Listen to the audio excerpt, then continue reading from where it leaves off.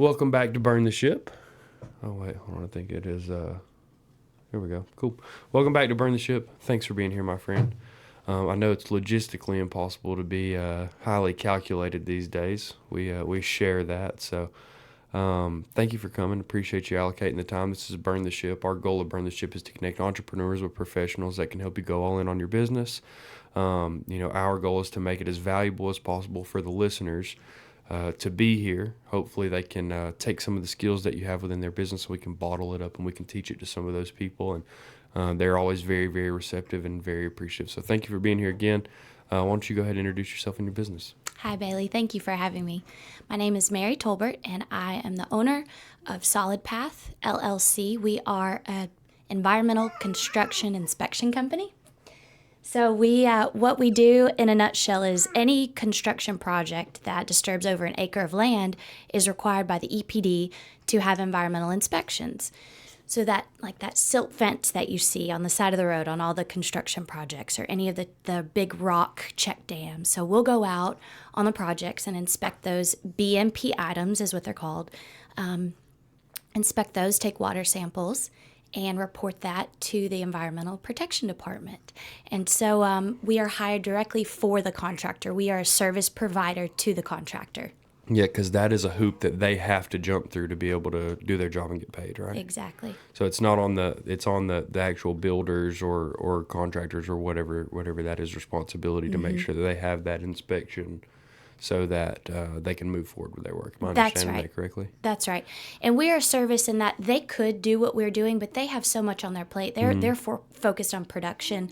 So they want to say, here, just source that out and say, here, somebody else take care of it, go out, do the inspections. And that's where I, raise my hand and say, here I am, I'll do it. I know how to do the paperwork. And then we take those water samples and submit those to the Environmental Protection Department. And so just know the whole process of that. And they say, you take care of it. But it's a fine line, because I work for the contractor, but I'm also telling them, hey, this doesn't look good. This needs to be fixed.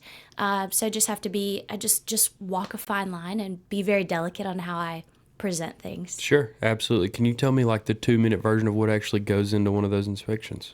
Yes. So depending on the project, I either go out once a week or once every 2 weeks, and I get out and I'm boots on the ground. I got my hard hat and my steel-toe boots on, and I'm walking around checking all the BMP items. That's what they're called, all the items that are to help keep all the dirt on the project site. So I go and I walk the project, walk the perimeter, walk inside. If I see anything down, I'll snap a picture of it and show the contractor and say, hey, here's what needs to be fixed. Here's what I saw. And then I'll write up a report. So I always let them know beforehand what they're going to see on the report. And that's what makes us stand out, because I've asked some contractors before, hey, why did you decide to go with Solid Path versus somebody else? And they said, well, we never saw the other inspectors. We just got the report. So I always make sure to have that touch point with them. If we're not on site at the same time, I'll call them and let them know, hey, here's what I saw. Here's what I think needs to be fixed if you don't want to get fined by the EPD. And then I'll write up the report. If I need to take a water sample, take a water sample, write up the report, and email it out to the contractor. Yeah, nice. Yeah. And so tell me a story. Tell me how you got into this field specifically, and also kind of tell me how you walked into being the business owner side of things. Yeah. So I was at a consulting engineering firm. Civil engineering is my background. And I started to have kids and realized, man, hey, I want to spend time with my children. Thus the little baby right here beside me. And I had, Bailey, what it was is I had people who encouraged me and who told me I could do it and said, hey, Mary, there's not many women in construction, although I wasn't necessarily going to be building. It was in the construction section. And they said, you should start your own business. And my husband was very, very supportive and very encouraging. And so I said, all right, let's do the thing. And then just basically, Bailey, took it one step at a time. Decided on a name, went to the Georgia Secretary of State website and secured the name. So now it's not just an idea. Now it's like, okay, this thing is real. I've got a name and it's official. So Solid Path. And then from there, getting a website.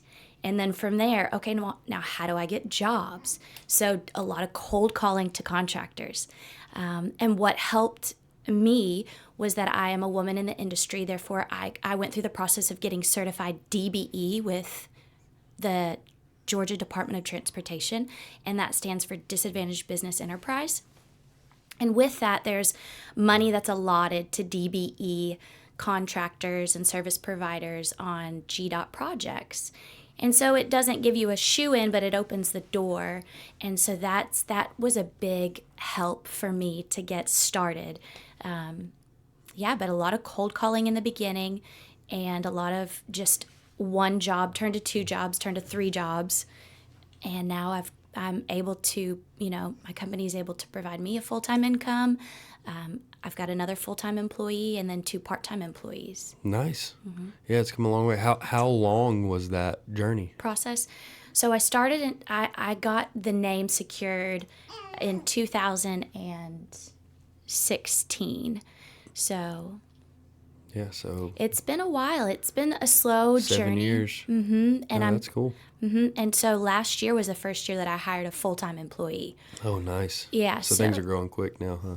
It is. It's, yes. Yeah. I think it's just that, like the snowball effect. It's sure. That hard work up front. Mm-hmm. But then once you get in the industry and know how to get jobs, where to go to get jobs. Like I said, it was a lot of cold calls at first. Hi, I'm Mary. I'm the owner of Solid Path, and this is the service we provide. We would love to bid on some of your projects. And then the contractor would put me on their bid list. And then from there, they would reach out to me to bid on a project, and they would reach out via their own platform, whether it's iSquare Foot or Bid Direct. And then I learned, oh, hey, I can go on Bid Direct and sign up and then get notices of other projects from other contractors. And so you just learn as you go. It's just a continual learning process. Yeah, absolutely. And balancing, obviously, everything that you're going on in your regular life is a skill within itself. You know what I mean? I'm trying to learn that right now. Like I said, I have a 6-year-old, and I was just in a completely different place in my mind and in my life and in my journey during that baby as this baby. And it's just been night and day. What would you say that you were doing really well kind of as you started your business that kind of kept you, moving down that path of success? And on the flip side of that coin, like, what would you say early on that was very difficult for you that you learned from and kind of forced you to add some skills to your bag that you didn't know you needed? Yeah. So I would say what I did well at the beginning was surround myself with people who encouraged me, Bailey. I don't know why I was so fearful of starting. I think it's just the fear of the unknown. I was so scared to just start, just to take that first step. And so I surrounded myself with people who encouraged me and said, you can do this. It's not impossible. Oh, yeah. And then another thing that I did well was just the skill sets that I had were just basic, just like anybody else. A little bit of organization, a little bit of people skills, but I still, don't ask me how many times I've lost my iPhone this week. I wasn't spectacular at any of those. I just had the basic skills I needed. And I think mainly what it was is the people around me and supporting me. Like I said, my husband and then some coworkers and whatnot, just really telling me, hey, you can do it. And so took that first step. So that's what I did well was overcome the fear and then keep pushing forward. Yeah, absolutely. And then the second question you said was, what have I learned? Yeah, kind of on the flip side of things. So like, there's obviously things that you're doing well at the beginning of your business that lend you towards success and keeps that business moving forward. Mm-hmm. And usually what we see is that there are skills that you need. You don't know you need them until you need them. And then you're kind of forced to figure out how to learn them. Mm-hmm. And so what were some of those? I can't speak on any specific skill that I picked up, but just along the path of maybe growing those skills that I already had, growing those skills of being a people person, just even getting better at that even more so, learning how to speak to different people, even, with the practice, the more you do it, the better you get at it. So, and then just not I wasn't as afraid as I kept going. So I guess that was a skill set that I just continued to grow upon and build upon, was just stepping out in faith and not being afraid. But like I said, there was no particular thing that I was amazing at, or like nobody, anybody can do this. And I hope that I can be an encouragement to somebody listening, because it's not impossible. It's not that scary once you just take that first step. In your industry, what kind of makes up your time, right? Is it a lot of administrative and clerical? Like what is kind of the rendering of your service look like? I would say pretty much 50-50 of breakdown of in the field and then bidding on jobs. There is that clerical, I have to win the jobs and bid the jobs, and so I spend time bidding the jobs. And then there's the time that I spend out in the field and inspecting and conversing with the contractors. So it's a really nice balance for me, because I enjoy being outside, and then I don't mind being inside sometimes. Yeah, sure. Yeah. Did what was more natural to you? I would imagine that with your engineering background, the being out in the field was more natural to you than the behind the scenes. What does that learning process look like for trying to bid those commercial jobs? I would say learning process is just to a lot of research and taking the time to maybe do the thing you don't really want to do, but you got to do. Get online and look for the jobs and scout them out, and spend the time, putting together, getting your Gmail account set up for your email, and those things that aren't necessarily, fun and thrilling. And, you get up in the morning and you say, hey, I can't wait to do this. But in the grand scheme of things, it adds to what your ultimate goal is, and contributing to your own business, and so you do it. Yeah, absolutely. No, I could see that. Have you ever had that experience of like underbidding a job that was a ridiculous amount of work? That's a great question, Bailey. And I did. I have done that before. And because of that, I couldn't send out somebody, my employees. I still go out and inspect. I enjoy being out in the field, so I still do it. And then when I'm not able to do it, or the other projects that I don't have time, I can't do all of them because we've grown, like I said. So my guys have projects of their own, but this one project, because of how low I bid it, I can't afford to send somebody else out. So I'm like, well, that's mine. I'm keeping that one, because I would lose money if I had to send somebody else out. So yeah, you grow in the bidding process, learning that, and then just a continual learning process. Yeah, sure, absolutely. Who are good clients for you? Like, if we had people within our network to refer you to, who would be a good referral partner or client of yours? I would say Archer Western. They are a great client of mine. Really happy to work with them. They're a well-known name. And then some other engineering firms that we've done work for are Pond. They are an environmental consulting engineering firm, Pond. Then another one is Woodard and Curran. Great companies to work for, great people. And then on the contractor side, there's Kleinfelder. Those are some of the names I can toss out that I can say we've worked with and worked for. And Atlanta Gaslight has provided us a lot of work when they put in their pipelines. They need an inspector out there as they're digging up that ground, an environmental inspector, and they've been great clients. And so repeat work is a big part of it. You do a good job the first time, and they'll want you back. Sure, absolutely. No, I could see that. And so if we were to refer to you, we would connect you either with those large contractors that are affecting more than an acre of land, or we would refer you to other environmental agencies for you to be a resource to them. That's right. You got it. So most of the time we're contracted directly from the contractor, but there are the times when there's a middleman of a consulting firm, or like an engineering consulting firm, like a Pond or Woodard and Curran or whatnot. But typically it's directly for the contractor. Cool. Mm-hmm. Well, tell me this. If people want to get in touch with you, if they want to buy something from you or pick your brain about something, how do they find you? Mm-hmm. So they can find me online at solidpath.com, and that's solid-path.com, www.solid-path.com. And they can reach out. I'm on LinkedIn, Mary Tolbert on LinkedIn. And that's how they can get in touch with me. Cool. And kind of the way that we always end the podcast is a little bit of an allusion to the name. Have you heard the phrase "burn the ship" before? From you guys, from listening to your podcast is where I first heard it. Yeah. Well, cool. That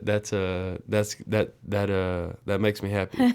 Tell me what it's like to burn the ship. Tell me what it's like to kind of go all in on your business. I know you said that support system that you had around you was so important. Yes. But tell me what that whole experience is like emotionally to go in and on being an entrepreneur and taking that risk and making that investment.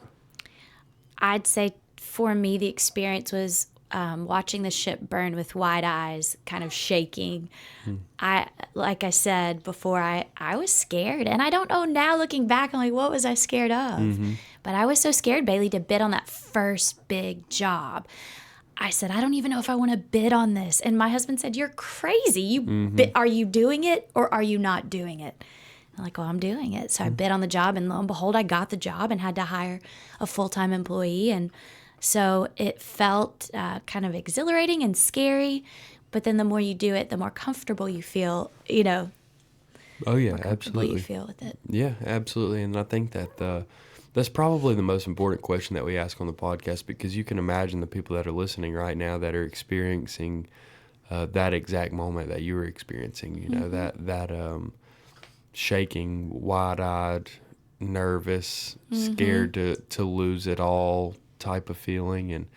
And really there's no reason not to jump out there on your own and take that risk. If you're in a position in your life where you can make that journey, then there really is nothing more fulfilling in the work world. So It's a gift to be able to do it. oh yeah. And so for sure. No, it's difficult. Don't get me wrong. I don't think either of us are saying that it's not difficult, but it's a work in progress. It's something that you improve at the more that you try to perfect your craft and your skill. And if I can do it, then I know that there are other people out there more capable than me. That's and, how I feel too, Bailey. If I could do it, anybody can do it. Yeah, and it's crazy the amount of people that relate to that for me, because really there is no tried and true process for starting your business, even though Burn the Ship would have you believe that. It's That's right.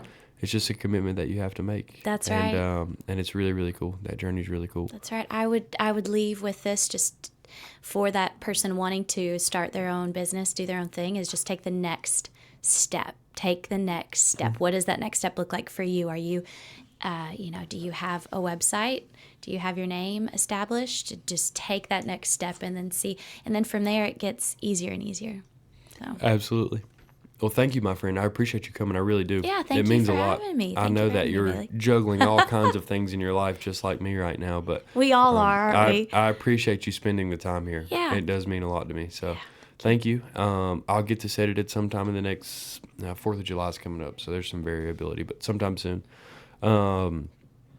And I look forward to doing this again. Okay. Just seeing how your company grows and Thanks, how Bailey. things change, and putting it out there as much as we can. Do you have repeat clientele here on Burn the Ship? Yeah, Repeat? sometimes people I'll email people and ask them to come back. They're like, you've had me on the podcast before, right? And I'm like, yeah, but the first time we talked, you were 6 months into your business, or Yeah. you had one employee and now you have 20. Wow. So I've seen some serious growth on the podcast, and we've come back. We've actually watched people's old podcasts, Oh, and that's cool. kind of watched that screenshot of where you are in your business at that time, and That's cool. it's always a good time. So Yeah. cool. Yeah, we'll do it again. So one more thing I want to add to you, Bailey. I Yeah, think go ahead. somebody should interview you for this podcast, like how you guys got started, and maybe do like what you were saying.